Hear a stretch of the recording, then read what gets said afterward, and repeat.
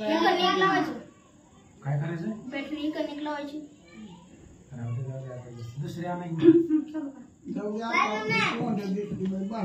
पुंडली कवरधारी विठ्ठल श्री ज्ञानदेव तुकाराम पंढरीनाथ भगवान की जय. प्रभु श्री रामचंद्र भगवान की जय.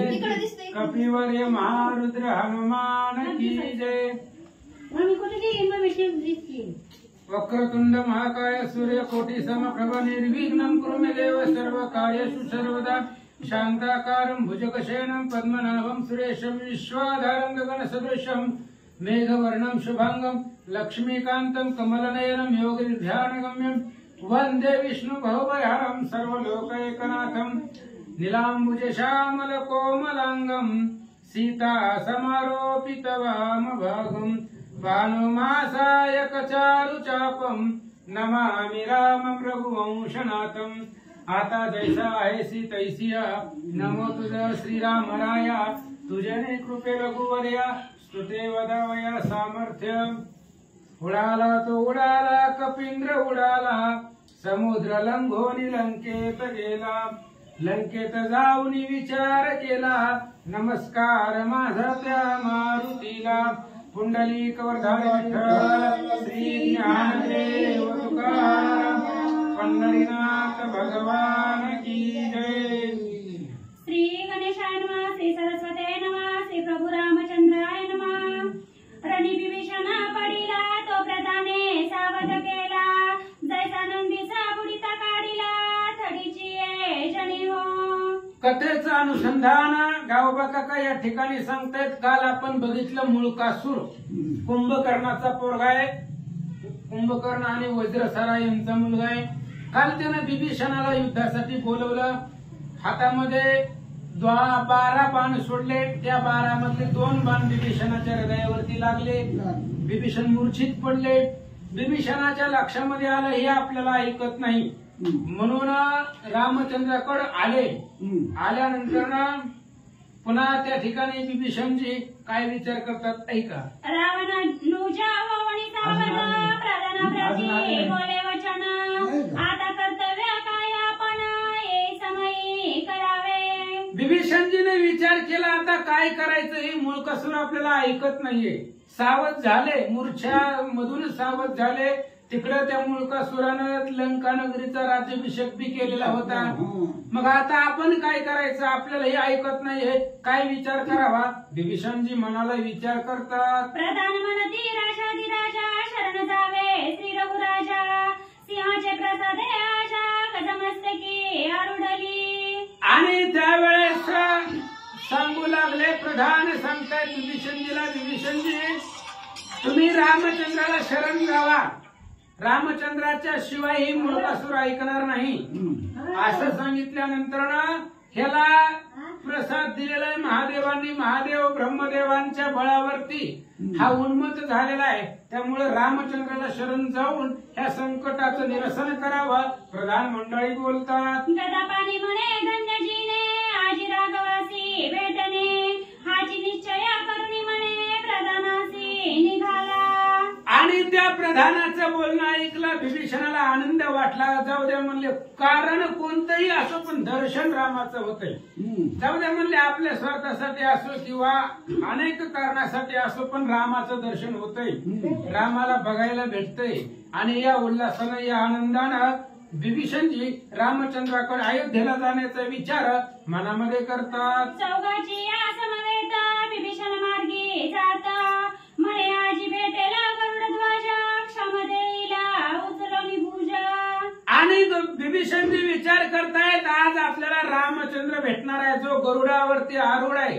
अशा प्रकारचा गरुडध्वज भगवान परमात्मा तो रामचंद्र आपल्याला भेटणार आहे. आणि एकदा त्याला भेटल्याबरोबर त्याच्या चरणावरती मिठी मारायची आणि तो भगवान परमात्मा आपल्याला उचली आणि हृदयाला लावील असा विचार विभीषणजी करतात. सांगून जीवीचे निज पूजा जोग जोग जा देखलिया.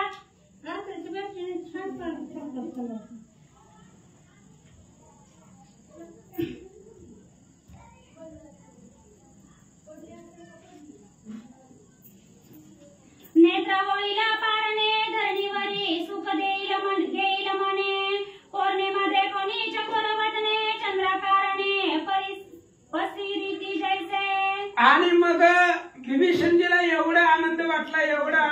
वाटला त्या रामचंद्राचं स्वरूप रामाला डोळे भरून पाहिल आणि डोळ्याचं पारणं फिटेल. डोळे तुम्ही घ्या रे सुख माझ्या विठोबाचे मुख. डोळ्याचं कामच आहे भगवंताचं स्वरूप पाहणं आणि त्याचं स्वरूप पाहिलं की डोळ्याला आनंद होणार आहे.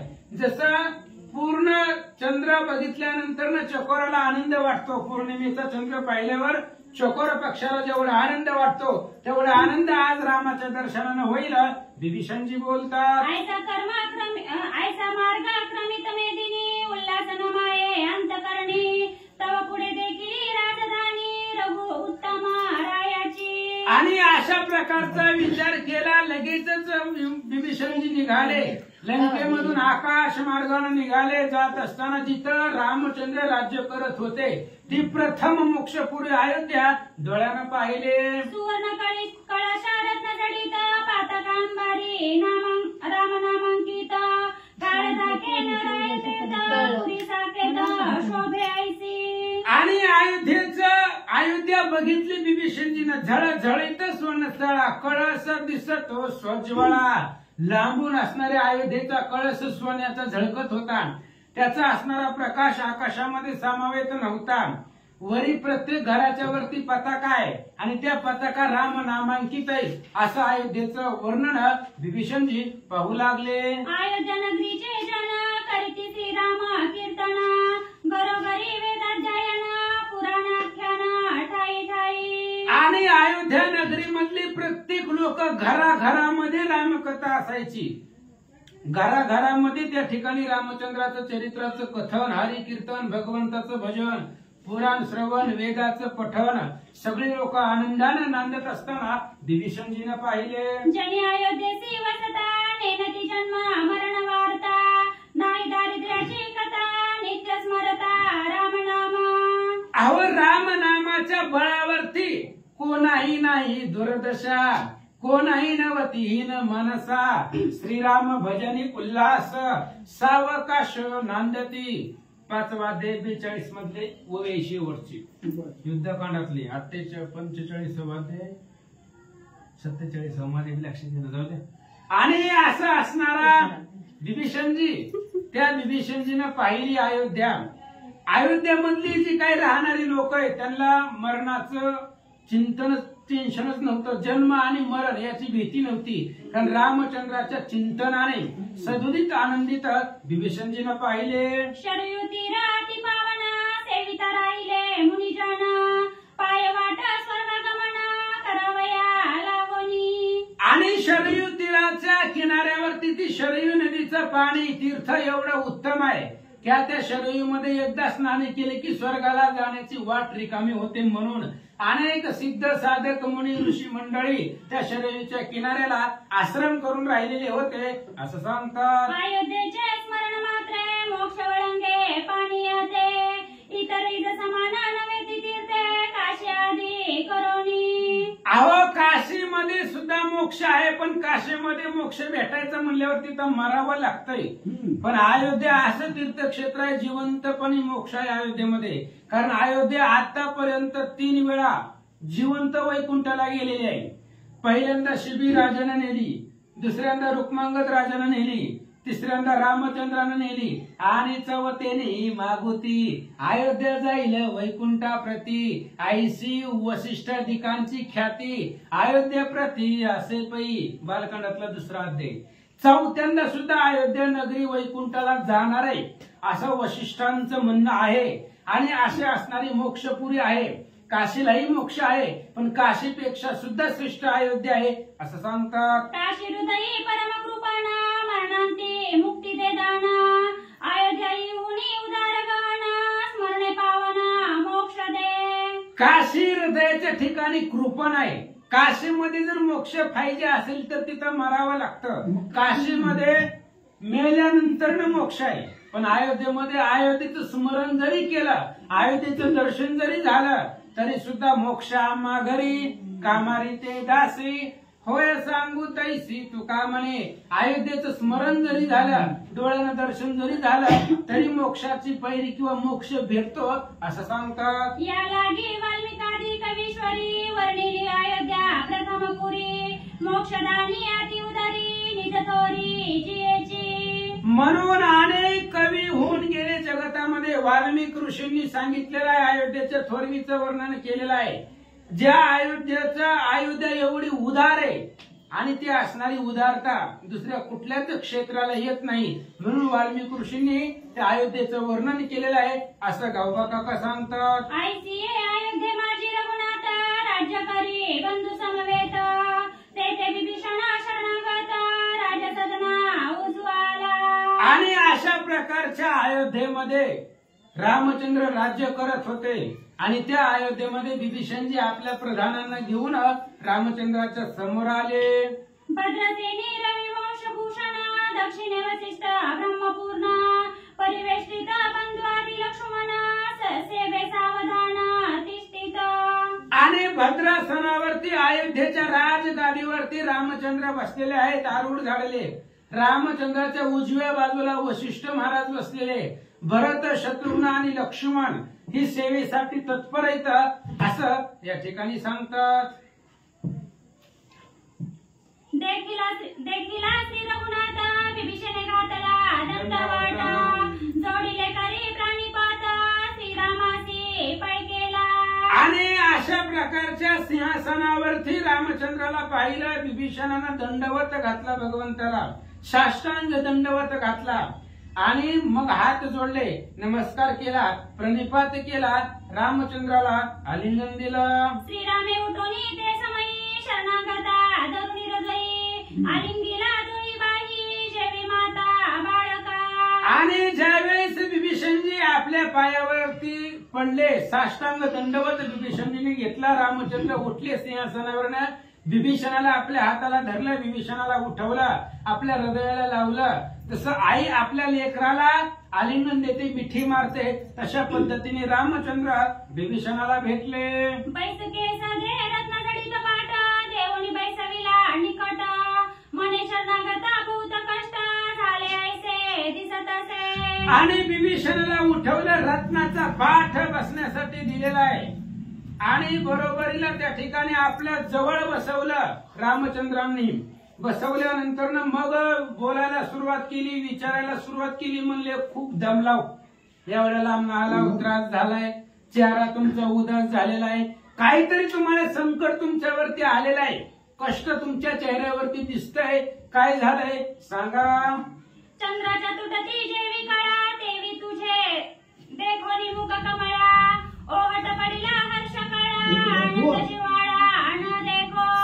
आणि जसे या चंद्राच्या कळा जाव्या, चंद्र कळाही नवावा, तशा पद्धतीने तुमचं मुखचंद्र दिसत आहे. मुखावरती तेज दिसत नाही, मुखावरती उल्हास दिसत नाही, डोक्यामध्ये काहीतरी चिंता आहे, तुम्हाला त्रास झालेला आहे असं तुमच्या चेहऱ्यावरनं वाटतंय, दिसतंय असं रामचंद्र बोलतात. जीवने विना वल्ली सुकोना शुष्क झाली तैसी हृदयीची काजळी दिसत असे मुखावरी. आणि जसं जीवन पाण्याशिवाय कुठल्याही झाडाला, रोपट्याला पाणी लागतं, पाणी नसेल तर ते झाड सुकून जातं, तशा पद्धतीने पाण्या व्यतिरिक्त झाड सुकून जावं, तशा पद्धतीने तुमची अवस्था झालेली आहे. तुमच्या चेहऱ्यावरती तेज दिसत नाहीये, काय झालंय सांगा.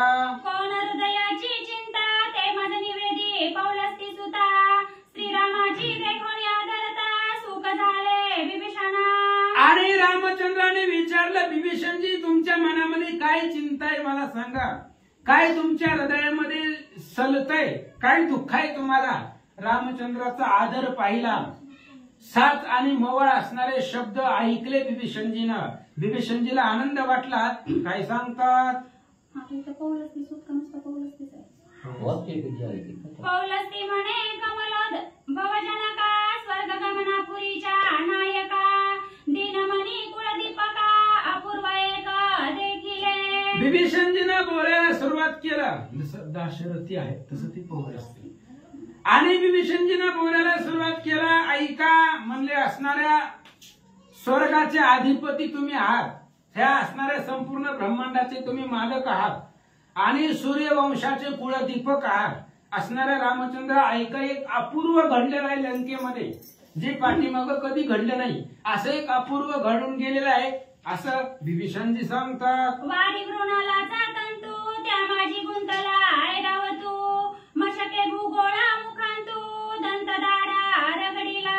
काय सांगायचं रामचंद्र सर्वसामान्य तंतू असावा दोरीन त्या दोरीमध्ये भला मोठा ऐरावत नावाचा हाती अडकावा किंवा एखादा उंदीर आहे आणि त्या असणाऱ्या उंदिरानं त्याच्या दाढेनं त्याच्या दातानं ही संपूर्ण पृथ्वी धरून टाकावी अशी अवस्था झालेली आहे. मरकटे समुद्र शोषिला मृगजळी विंध्यपुत्र बुडाला जुंबके सिंहाविला दिला सशाने भेडसाविला शार्दूळ. काय सांगायचं रामचंद्र अघटित घडलेलं आहे. जे घडत नाही ते घडलेलं आहे. एखाद्या माकडाने समुद्राचं प्राशन करावं ते शक्य नाही किंवा एखादा जंबू काय कोल्हाय आणि त्या कोल्ह्यानं सिंहाला मारावं सिंहाच्या शरीराचं विदारण करावं सशानं वाघाला भीती दाखवावी तशा पद्धतीचं अघटित लंकेमध्ये घडलेलं आहे. छायेने पुरुषा गिळोना उरगे गरुडावरी केले आरोहण पिपिलिकेचा जो नंदना तेने मेरू उपटिला. काय सांगायचं भगवंता सावलीनं पुरुषाला घिरावं. सावलीची पुरुषाला काही इजा होते का काही फरक पडतो का नाही पण त्या छायेनं सुद्धा पुरुषाला गिरावं किंवा सापानं गरुडाला जिंकावं किंवा मुंगीचा जो असणारा मुलगा आहे त्या मुंगीच्या लहान असणाऱ्या मुंगीनं मेरू नावाचा पर्वत उपटून त्या ठिकाणी हातामध्ये घ्यावा जिंकावा तशा अवस्था झाले असं विभीषणजी सांगतात. पडतंय हो. नाही पडत माग टेकन कशा दिलं बोल आयसे वलतेले रूप चुडामणी जंबुके सिंहाचा कवळ नेला हिरोनी आयसे झाले मजला कोणी देवादी देवा विधी जनका. आणि असे असणाऱ्या रामचंद्र असं झालंय जे कधी सुद्धा घडत नाहीये. अहो एखाद्या असणाऱ्या कोल्ह्यानं सिंहाचा घास त्याच्या हातातून घेऊन जावा तसे माझी अवस्था झालेली अघटित घडलेलं आहे असं विभीषणजी सांगतात. आयसी आसी ऐका वृत्तांत कुंभकर्णाचा जो मूळक सूत त्याने प्रसन्न करुणी उमाकांत अद्भुत वर पावला. ऐका रामचंद्र तुम्हाला पहिल्यापासून सांगतो ती असणाऱ्या कुंभकर्णाचा पोरगा मुळकासूर आहे आणि त्या मुळकासुरानं महादेवाला तपश्चर्यानं प्रसन्न केलं ब्रह्मदेवाला प्रसन्न केलं आणि या असणाऱ्या महादेवाकडून अद्भुत अशा प्रकारचा वर ह्या मुळकासुराला मिळाला आहे. विभीषणजी सांगतात वरद बळे करुणा युद्ध केले अति दारुण समस्त मारुणी राक्षस सैन्य माझे राज्य हरितले. आणि रामचंद्र त्या मुळकासुरानं वरदाच्या बळानं उन्मत्त झालेला तो मुळकासूर त्यानं माझ्या बरोबर युद्ध केलं भयंकर युद्ध केलं शस्त्र अस्त्र वरद बाण त्याच्यापाशी होते आणि त्याच्यामुळं मला त्या ठिकाणी रणांगणामध्ये त्यानं हरवलं आणि माझ्या राजगादीवरती तो बसलेला आहे असं रामचंद्राला विभीषणजी सांगतात. श्रीराम म्हणे नागदा पाणी केली रावण कुळ खंडणी पुत्रासहित रणी निद्रा प्रिय मारिला. आणि रामचंद्राने विचारलं हे वाचलं कस काय म्हणले आपण कुळासहित रावण मारलेला आहे. रावणाच्या लंकेमध्ये राक्षस कुणीही शिल्लक ठेवला नाही. मग तेव्हाही कुठे गेला होता सगळ्या रावणाच्या कुळामध्ये कुणीच ठेवलेलं नव्हतं तुम्ही एकटंच बाकी सगळ्या राक्षस वंश आपण निर्दळन केलेला आहे असं रामचंद्र सांगतात. हात काय नवता किंवा अन्यत्र स्थळी गेला होता याची सांगे समूळ कथा जे ऐकता सुख होय. रामचंद्राने विचारलं विभीषणजी आम्ही लंकेला आलो होतो तेव्हा सगळ्या राक्षसाला मारलेला एकही राक्षस ठेवला नाही पाठीमाग. मग ही मुळकासूर तेव्हा नव्हता का किंवा ही लंका सोडून दुसऱ्या गावाला गेला होता का कुठे गेलता म्हणजे ज्यावेळेस युद्ध चालू होतं तेव्हा मुळकासूर कुठं होता सांगा रामचंद्र विचारतात. ऐसे बोलिले नली निदळ नेत्र ते परसोनी विभीषण पवित्र सांगो धरिले चरित्र निज गजर सुताचे. आणि अशा प्रकारे रामचंद्रांनी बोलल्यानंतर विभीषणाने ऐकलं आणि त्या असणाऱ्या भावाच्या पोराची कथा त्या असणाऱ्या मुळकासुराची कथा सांगायला सुरुवात विभीषणजीने केली. गदापाणी म्हणे कनक मृगारी याचे मातेचे उदरी पूर्वी पुत्र द्वया जन्मले सुरारी माझी रणपंडित. आणि त्यावेळेस विभीषणजीने सांगायला सुरुवात केली रामचंद्र ऐका ही मुळकासूर ह्या मुळकासुराची आई वज्रसारा आणि त्या वज्रसारेला ह्या मुळकासुराच्या आधी 2 पोरं झालेली होती, अतिशय बलवान होती. युद्धामध्ये जसा इंद्र असावा तशा पद्धतीने ही 2 पोरं जन्मलेली होती. युद्धामध्ये अतिशय प्रवीण होती असं विभीषणजी सांगतात. कुंभनी कुंभ नामे प्रसिद्ध काळावरी जयांचे बिरुद तया मागे मतिमंद पित्याचे मुळी लागला. आणि कुंभ आणि निकुंभ ह्या मुळकासुराच्या आधी जन्मले होते आणि ती कुंभ निकुंभ देवावरती विजय मिळवणारे होते. अतिशय प्रसिद्ध काळाला सुद्धा ज्यांचा धाक होता अशा प्रकारची ही दोघं होती आणि ती तुम्ही रणांगणामध्ये मारलेली आहे. कुंभकर्णाची मुलं ती प्रसिद्ध आहे आणि त्यांच्या नंतर ना पुन्हा ही जन्मलंय असं विभीषणजी सांगतात. जन्मता सांडिला बाहेरी निशा राक्षसीने वाढविला घरी याचे मुळे सर्व भूहरी देवादी देवे श्रीरामे केली. आणि रामा ही ज्यावेळेस जन्मला त्यावेळेस ह्याचा बाप कुंभकर्ण मेला, मुळावरती जन्मलेला होता. हे जन्मल्याबरोबर रणांगणामध्ये कुंभकर्ण मारला गेला आणि वज्रसारानं मुळावर जन्मला म्हणून त्याला जन्मल्या बाहेर त्या ठिकाणी हाकलून लावलं, फेकून दिलं, ते असणारा सोडून दिलं. त्यावेळेस निशा नावाची राक्षसी, त्या राक्षसीने या मुळकासुराचा सांभाळ केला. तिने तिच्या घरामध्ये ह्याला वाढवलं आणि असं रामचंद्राला सांगतात. सर्व कुळाचा झाला नाश कुंभकर्णे स्त्रियेने नगरासा आणून वाढविला कोणासा कळ नाही तिथले. आणि सगळ्या कुळाचा नाश झाल्यानंतर न पुन्हा कुंभकर्णाच्या पत्नीनं म्हणजे त्या वज्रसारीनं पुन्हा सगळी राक्षस मेल्यावर पुन्हा घरी आणला, वाढवलं, कुणालाही काही कळलं नाही असं सांगतात. जयपुरीला अग्निहोत्री चावणी प्रकटपुरी न देखे कोणी ऐसा वाढला लंका भुवनी पुढे तपा निघाला. आणि अशा प्रकारचा असणारा तो मुळकासूर वज्रसाऱ्याने आपल्या घरामध्ये आणला, त्याला वाढवलं. लंकेमध्ये कोणालाही काही कळलं नाही. त्याला लहानाचं मोठं वज्रसाऱ्याने आपल्या असणाऱ्या घरामध्ये केलं आणि मोठं झाल्यावर पुन्हा महादेवाचं वरदान मिळवण्यासाठी तपश्चर्येला निघून गेला. प्रसन्न करुणी चंद्रमौळी वर मागितला तैवेळी अमर करी भूमंडळी देवी दैत्य न मारावे. आणि पुन्हा तो तपश्चर्येला गेला. हिमालयाच्या प्रदेशामध्ये 1000 वर्ष त्यानं तपश्चर्या केली होती.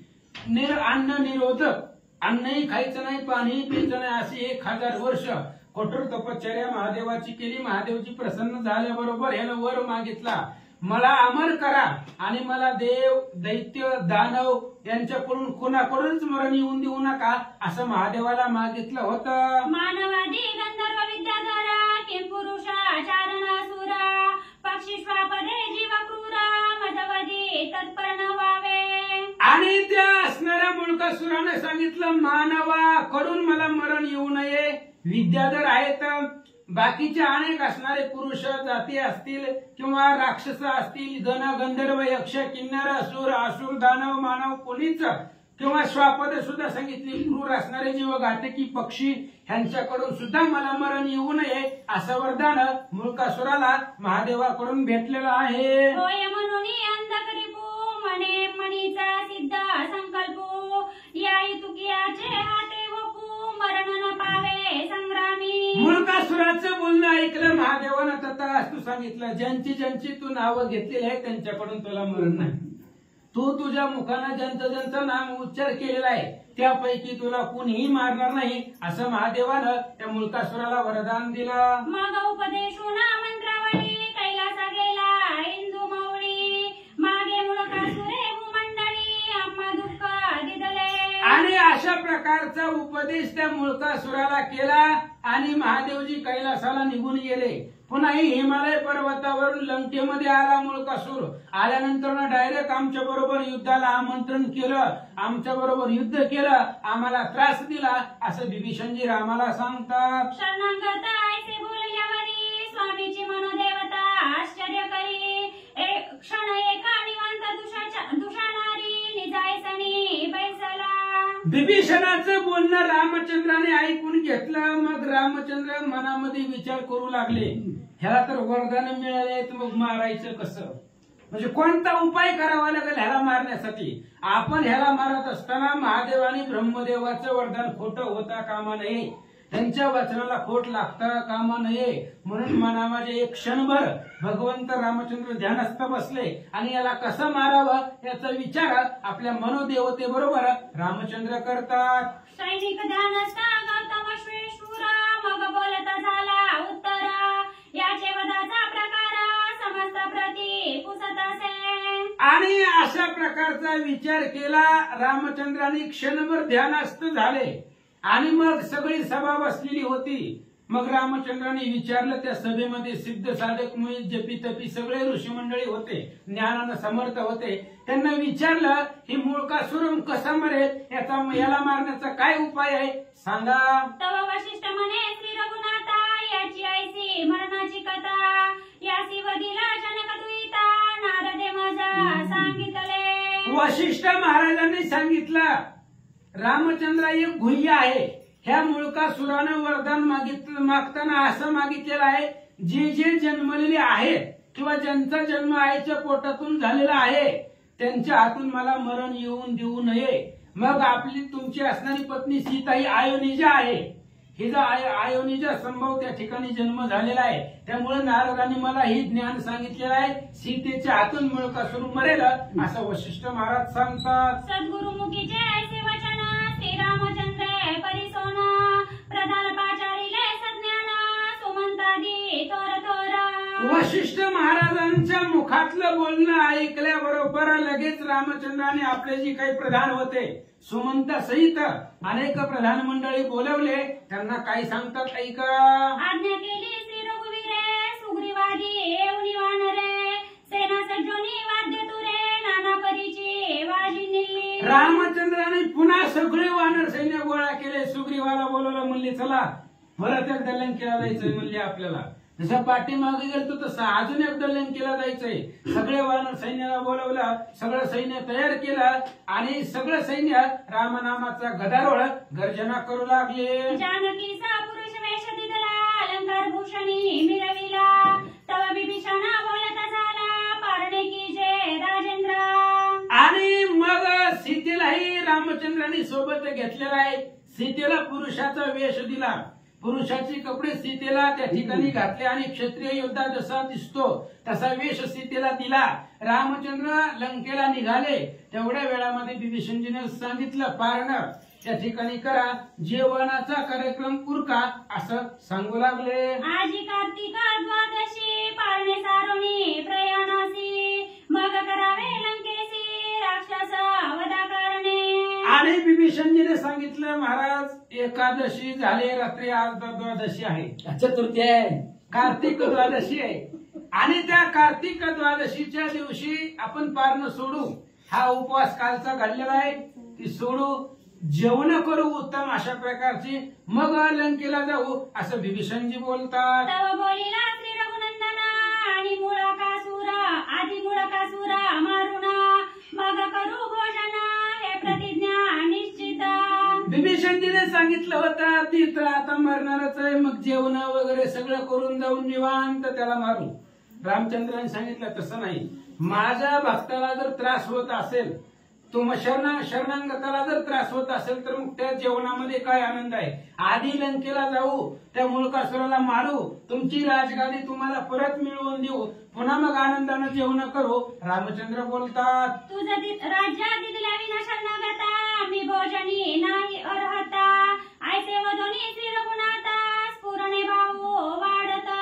आणि रामचंद्राने सांगितलं, बिभीषणजी तुम्हाला लंकेची राजगादी तुमच्या स्वाधीन केल्याशिवाय, तुम्हाला लंकेचा राजा पुन्हा एकदा बनवल्याशिवाय ती मुळकासुराने हिसकावून घेतलेली राजगादी ती तुम्हाला दिल्याशिवाय त्या भोजनाचा आनंदही मला वाटणार नाही. म्हणून सगळं सैन्य तयार करून रामचंद्राला लंकेला जाण्यासाठी स्फुरण आलं. पुरुष वेश अलंकारी शृंगारिली जानकी सुंदरी निज धनुष्य घेऊन करी अश्वावरी बैसविली. आणि सीतेला पुरुषाचा वेश दिलेला आहे, हातामध्ये रामचंद्राचं स्वतःचं धनुष्य सीतेच्या हातामध्ये दिलेलं आहे. त्या सीतेला घोड्यावरती बसवलेला आहे आणि रामचंद्र निघाले.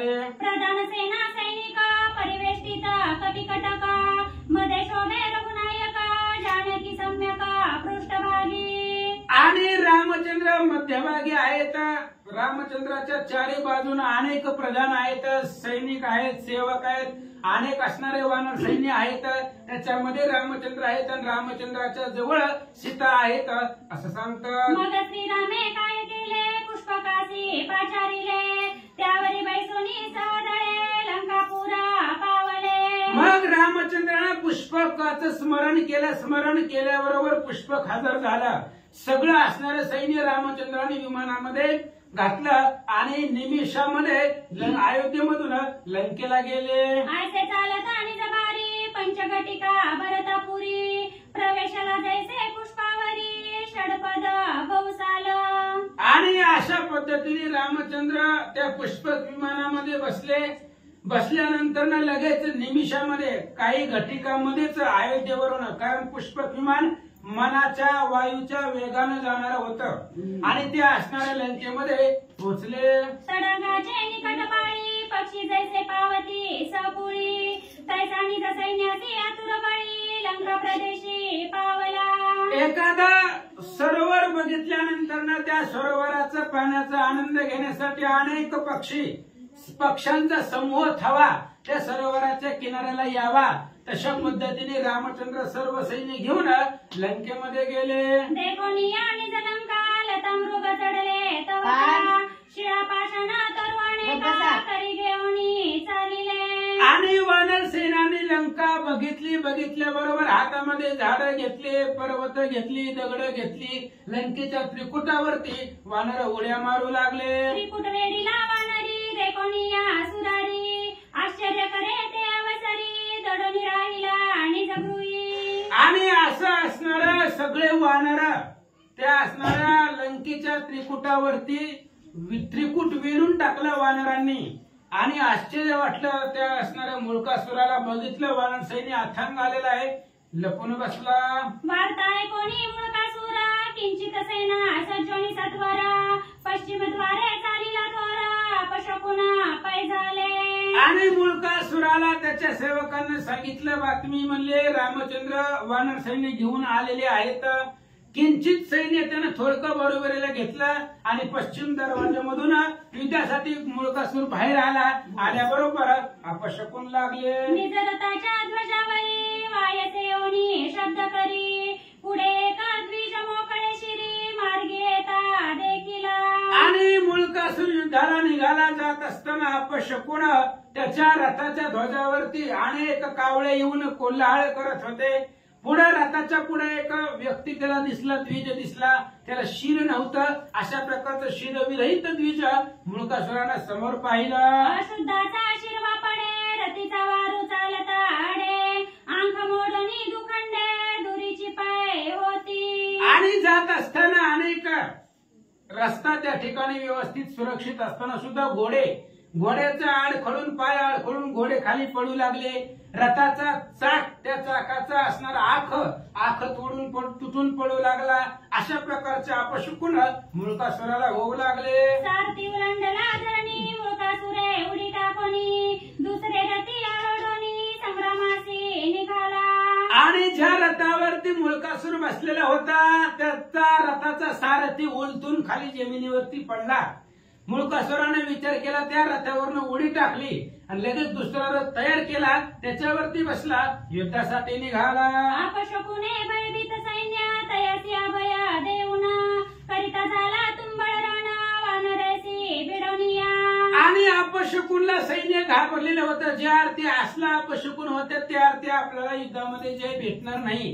घाबरलेलं सैन्य होतं. मुळकासुरानं आश्वासन दिलं, म्हणले चला मी आहे, म्हणले तुमच्या पाठीशी, आपल्या पाठीशी महादेवांचं वरदान आहे, ब्रह्मदेवाचं ब्रह्मास्त्र आहे, महादेवाचं पाशुपतास्त्र आहे, चला म्हणले बिनधास्त. मुळकासुराच्या सांगण्यावर काही किंचित सैन्य घेतलेलं होतं. धाडसानं पुढे निघाला. वानर टाकीते झाले शिळा राक्षस तोडीती शरजाळा अद्भुत संग्राम मांडला वीरा पडखळीले. आणि मुळकासूर आला संग्रामाच्या ठिकाणी. त्याचं सैन्य होतं. अनेक प्रकारचे बाण ते राक्षस टाकू लागली. वानर ते सगळे बाण त्या ठिकाणी तोडून टाकू लागली. अद्भुत अशा प्रकारचा युद्ध मुळकासुराचं सैन्याचं आणि वानर सैन्याचं सुरू झालं. तवा हनुमंते रुद्रवेशे सोडली पर्वताची चरिशे उपरी काय रिंबले. आणि त्या असणाऱ्या हनुमंतरायानं मोठा असणारा पर्वत घेतला आणि ते असणारा पर्वत मुळकासुराच्या दिशेनं त्याच्या सैन्यावरती सोडला. मुळकासुरानं बघितलं त्यावेळेस काय करतो ऐका. ईशान्य दत्ता वरद बाण कार्मुकी योजिले मंत्र जपून ते वानर सेनेवरी तारगुनंदना देखोनी धनुष्य घेतले. आणि महादेवानं दिलेला बाण वरदाचा बाण मुळकासुरानं घेतला आपल्या धनुष्याला लावला आणि वानर सैन्यावरती हनुमंतावरती सोडला त्या पर्वताचं निवारण करण्यासाठी. रामचंद्राने बघितला महादेवयुक्त असणारा महादेवाच्या वरदानाचा बाण होता म्हणून रामचंद्राने हातामध्ये धनुष्यबाण घेतलं. काय करतात. कार्मुकी बाण रघुराजे योजिला जपोनी मंत्र बीजे जयाची नेनी द्रव्य तेजे दस दिशा माझी बिंबती. आणि भगवंतानं कार्मुक नावाचा बाण धनुष्याला लावलेला आहे त्याच्यावरती मंत्र म्हटलेला आहे बीजाक्षर मंत्र म्हणून तो बाण धनुष्याला लावला. कानाडी वडली आणि तो बाण निघाला. जात असताना त्या बाणाचं तेज दश दिशेला व्यापून टाकलेलं होतं. प्रकाशमान लखलखित बाण मुळकासुराच्या दिशेनं निघाला. ऐसे श्रीरामाच्या शाळा यमदंडाहुनी कठोरा सुटले तेने अंबरा व्यापिले दिसे ते समयी. आणि रामचंद्राचा बाण आहे यमाच्या दंडापेक्षा सुद्धा कठोर बाण आहे वज्रापेक्षा सुद्धा कठोर आहे. अशा प्रकारचा बाण अतिशय तेजस्वी आहे. बाण आकाशामधून जात आहे आणि त्या असणाऱ्या बाणाचं तेज दश दिशेला त्या तेजानं आकाश प्रकाशमान झालेलं दिसू लागलं. बाणे बाणाने वाढिले आकाश निर्मळ झाले वर्षा काळ गेली आगमन केले शरद ऋतूने पैजायचे. आणि बाण त्या ठिकाणी बाणाला मिसळले गेले त्याच्यामुळे आकाश सुद्धा निर्मळ झालं. तेज त्या बाणाचं तेजानं आकाश निर्मळ दिसू लागलं. जसं पावसाचा काळ गेल्यानंतर आकाश दिसतं तशा पद्धतीने बाणाच्या उजेडानं बाणाच्या तेजानं दिसू लागलं. देखोनी श्रीरामाचे संधान राक्षसी आश्चर्य मानना काय बोलता झाला वचन विभीषणासी परेसा. रामचंद्राच्या बाणाचं संधान पाहिलं रामचंद्राचा बाण पाहिला मुळकासुरानं बघितल्यानंतर रामचंद्राच्या जवळ विभीषणजी होते आणि मुळकासूर त्या विभीषणाला लक्ष केलं आणि विभीषणाला पुढे ठेवून काय बोलतो ऐका. आगाये पूर्वजा विभीषणा तू असाय आणिले श्री रघुनंदना तरी मज त्याची नाही गणना शिवप्रसादे करोनी. आणि मुळकासूर बोलू लागला ऐका म्हणले ऐका विभीषणजी तुम्ही अयोध्येला गेले रामचंद्राला घेऊन आल्यानंतर रामचंद्राला घेऊन आलं पण मला त्या रामाची भीती वाटत नाही कारण माझ्या पाठीमागं माझ्यावरती महादेवाचा कृपा हस्त आहे. महादेवाच्या बळानं आम्ही कोणालाच घाबरत नाही. तो मुळकासूर बोलू लागला माझा मृत्यू याचे निहासे नाही जाण तू निभ्रांते साठप धरुणी युद्धाते वृत मरावया आले ती. आणि मुळकासुराने सांगितलं मला महादेवाचं वरदान आहे मनुष्य मला मारू शकत नाही याच्या हातून मी मरत नाही. महादेवाचं वरदान असल्यामुळं मला भीतीच नाही मुले रणांगणावरती. तू रामाला घेऊन आलेला आहे तुझ्या सहित त्या रामाला मारतो असं मुळकासूर बोलू लागला. पूर्वी श्रीरामे कपट केले छळोनी वालीसी वदिले ते मते ते काही न चले मज मुळका समोर. आणि मुळकासुराने सांगितलं म्हणले पाठीमाग रामचंद्राने कपट केलं वाली बरोबर आणि वालीला कपटानं बाण मारला. ते वाली बरोबर केलेलं कपट ती माझ्यापाशी काही चालत नाहीये मुळकासूर सांगू लागला. ऐसे राक्षसाचे वचनी श्री रघुराजे विचारोनी मनी धनुष्य बाण लावणी पुढारला पै होय. आणि अशा प्रकारचा विचार केला मुळकासुरानं बोलला विभीषणाला बोलला रामचंद्राला बोलला हातामध्ये धनुष्यबाण घेतला आणि बाण धनुष्याला लावून तयार झाला. मुळकासुरा हटकोण श्रीराम करिता झाला संधान मागे जानकी सरसावण पाठीसी उभी राहिली. आणि ज्यावेळेस मुळकासूर रामचंद्रावरती बाण सोडू लागला त्यावेळेस रामचंद्राने हातामध्ये धनुष्य घेतलं त्याला बाण लावला कानाळी ओढली आणि आपल्या पाठीमाग सीतेला उभा केलं. रामचंद्र पुढे पाठीमाग सीता आहे आणि काय होता ऐका. पुंडलिक वरधारी विठ्ठल श्री ज्ञानदेव तुकाराम पंढरीनाथ भगवान की जय. श्री गणेशाय नमः. श्री प्रभु रामचंद्राय नमः. श्रीराम मुळकासुर परस्परे युद्धि पीडती आवेश थोरे मागोने जानकी ने त्वरे धनुष्यात घातला. श्री गणेशाला वंदन करून प्रभू रामचंद्राचं स्मरण आणि सद्गुरूशी शरण जाऊन कधीच अनुसंधान आहे. इकडे असणारे प्रभू रामचंद्र आणि इकडे असणारा त्या ठिकाणी म्हणजे मुळकासूर असणाऱ्या कुंभकर्णाचा मुलगा मुळकासूर या दोघांचं घनघोर युद्ध त्या ठिकाणी होऊ लागलं. एकमेकावर असणाऱ्या बाणाचा वर्षाव त्या ठिकाणी करू लागले. ही संधी असणाऱ्या सीतामाऊलींनी त्या ठिकाणी साधली गेली. पुरुष वेश धारण केलेल्या सीतामाऊलींनी असणारा धनुष्य त्या ठिकाणी सज्ज करून धनुष्याला बाण म्हणले लावू लागले. शिती लावणे श्रीराम दत्त बाण ओढी काढोनी आकर्ण मणी स्मरणे श्रीरामचरण काय आठविती पै झाली. असणाऱ्या धनुष्याला बाण सीतामाऊलींनी त्या ठिकाणी लावला गेला. प्रभू रामचंद्राच्या रामनामाचं स्मरण त्या ठिकाणी केलं आणि थोडा वेळ असणाऱ्या प्रभू रामचंद्राचं चिंतन मनाच्या ठिकाणी केलं आणि पुढे काय करू लागल्या. म्हणे अहोजी सदाशिवा म्या जरी एकाग्र चित्ते सेवा करोणी भजले असे न राघवा तरी हा बाण मुळकावधो. आणि अंतःकरणातून असणाऱ्या भगवंताची आराधना त्या ठिकाणी सीतामाऊली करू लागल्या.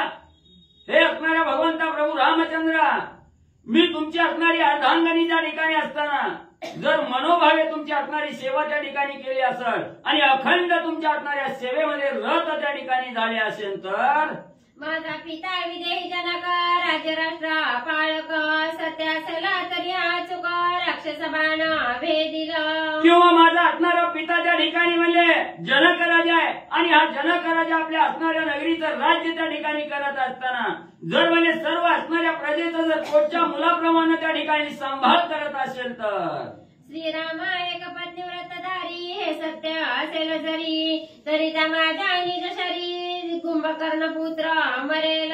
किंवा असणाऱ्या त्या ठिकाणी प्रभू रामचंद्राचं असणाऱ्या त्या ठिकाणी आचरण कसं आहे म्हणजे एक पत्नी व्रत त्या ठिकाणी धारण केलेलं आणि एक बाणी असणारा प्रभू रामचंद्र त्या ठिकाणी सत्यवादी असणारा आहे.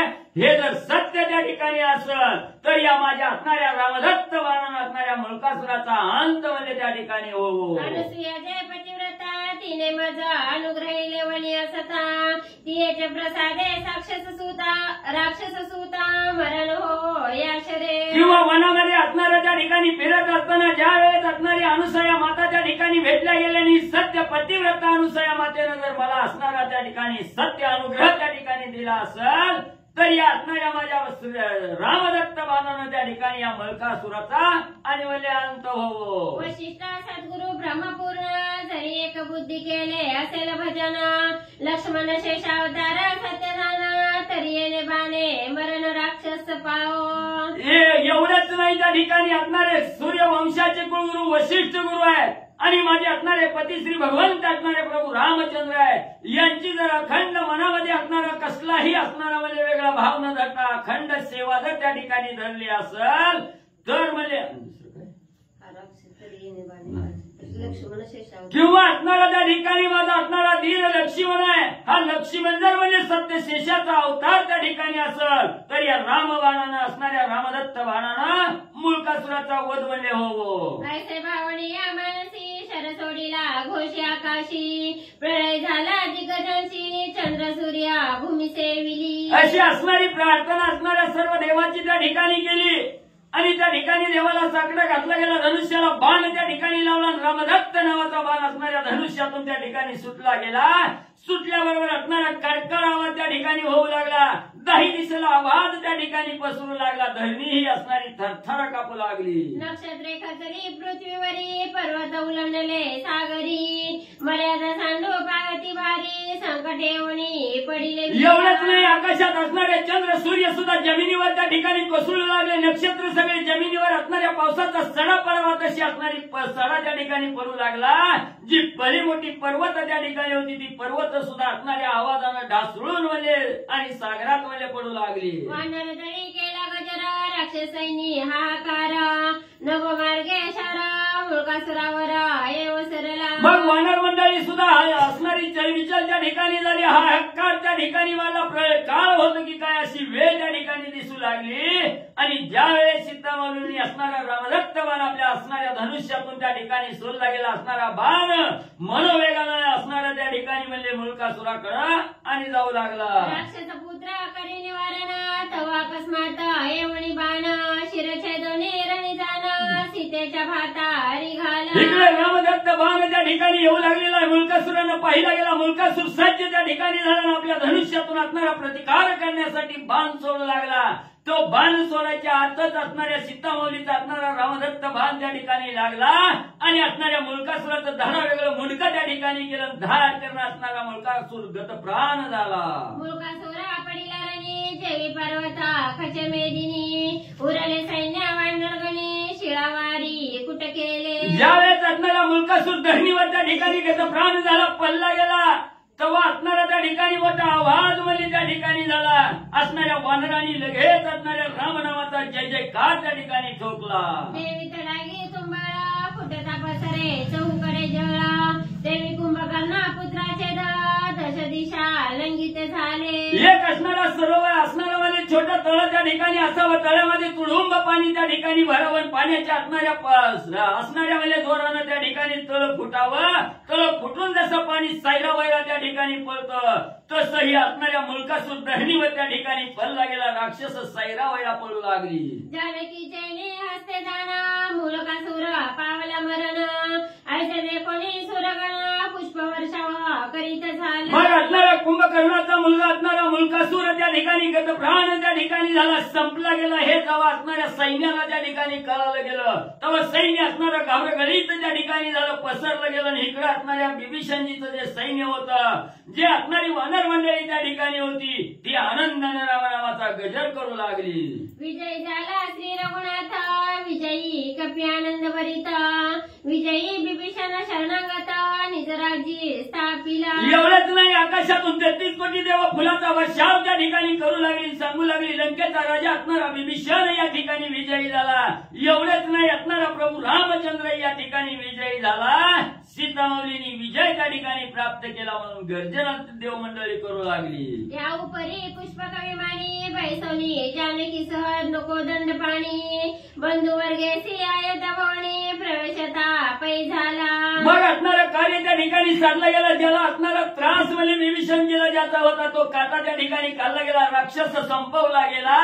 सगळ्याला आनंद झाला. पुष्पक विमान सज्ज त्या ठिकाणी केलं. सगळे असणाऱ्या भाऊबंधा सहित आणि प्रभू रामचंद्र पुष्पक विमानात बसले ना अयोध्येकडे जाऊ लागले. वानराज्ञा देऊन निज स्थाना पाठविले जन वया परिवर्तले ते सावधान श्रोतृजन परिसोत.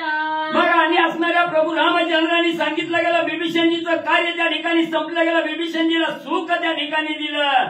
जेवढी वानरं उत्साहानं त्या ठिकाणी आली ना आपलं कार्य त्या ठिकाणी पार पाडलं, त्या वानराला प्रभू रामचंद्रांनी सांगितलं बाबा असणारी वेळ संपली गेली, कार्य साधलं, आता आल्या मार्गाने आपापल्या घरी त्या ठिकाणी जावा. सांगितलं गेलं. इकडं पुन्हा असणारी कथा पुढं म्हणजे काय त्या ठिकाणी अयोध्या नगरीच्या ठिकाणी आणि झाली. म्हणाले हे मुळीचे नवे निरूपणा वाल्मिके कथिले जाण तरी हे कथा प्रमाण ऐसे संती न म्हणावे. मग ग्रंथ करते गावबा काका या ठिकाणी श्रोते मंडळीला सांगू लागले बाबांनो ही मुलकासुराची असणारी कथा आहे.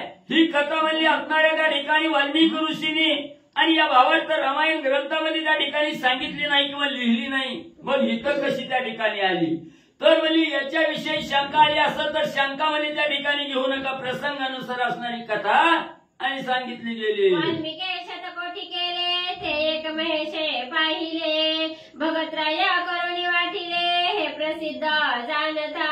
मग म्हणजे त्या ठिकाणी तुम्हाला माहिती आहे म्हणजे असणाऱ्या वाल्मिकी ऋषींनी म्हणजे असणारं 100 कोटी असणारं रामायण म्हणजे त्या ठिकाणी लिहिलं गेलं.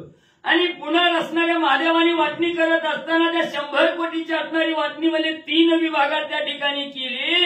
ही सगळ्याला म्हणजे तुम्हाला माहिती आहे. मृत्युलोकी जो भाग तो युगानुयुगी झाला भंग काही एक उर्वरित कथा भाग लोकोद्धारणा राहिला.